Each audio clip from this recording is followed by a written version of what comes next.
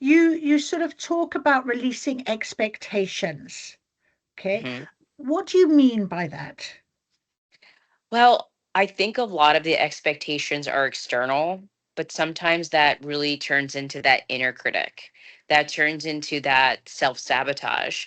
That turns into that ruminating. I call them the mindset snips. And you'll, when you watch the video, you'll understand those reels that play over and over in your head, the things that keep you in drive but create the glass ceiling, right? And then when you have other people telling you you can't, it validates and fuels. It's the gasoline of that inner critic that validates that inner critic of what you can and cannot do. And once you're able to release that part, work through it, breath work, meditation, prayer, visualization, journaling, all of these things really help when you can get it out and understand where this energy is coming from. And if we look at emotions, they're energy in motion. So I couple that with movement and I call those movement snacks. Yes. And when you're able to have that mind body connection and release those inner critic feelings and thoughts and negative processes and really combat them with a positive alternative thought. And you keep doing that because it's consistency. It's not motivation. We're not built on motivation. That's a feeling. It's fleeting. It's going to come. It's going to go, but discipline and change is built on consistency, not motivation. And the times that you don't want to do it but you show up anyway is the time that you're going to seriously break your mold and chip away. The times that don't look pretty, the times that are not perfect, those are the things that are really going to triumph you and get you over the hump, not the things that have a perfect day, an easy day. Yeah. And it's having that inner strength and that inner critic that just kick it to the curb and break your mold. That is lovely. Absolutely. Because I think you do sort of say, people say, I don't have time.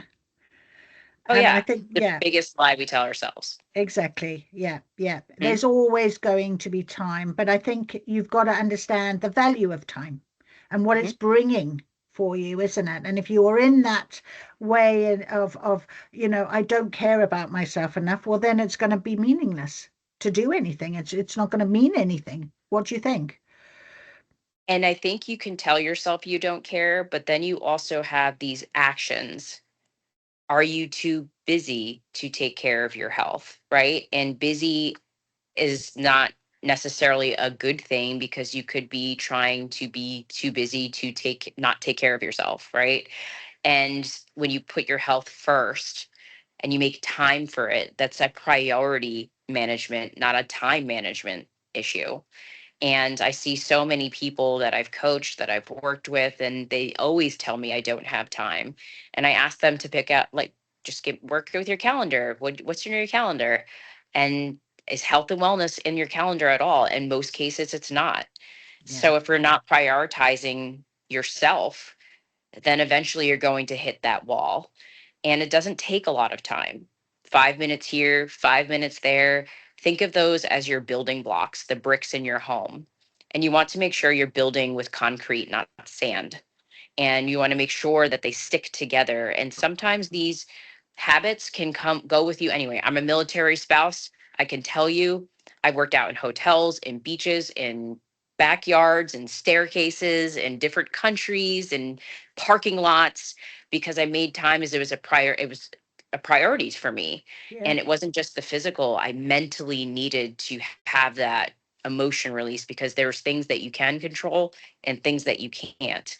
And if Yeah. you're constantly focusing on things you can't control, then you don't make time for things that you can. That is so true.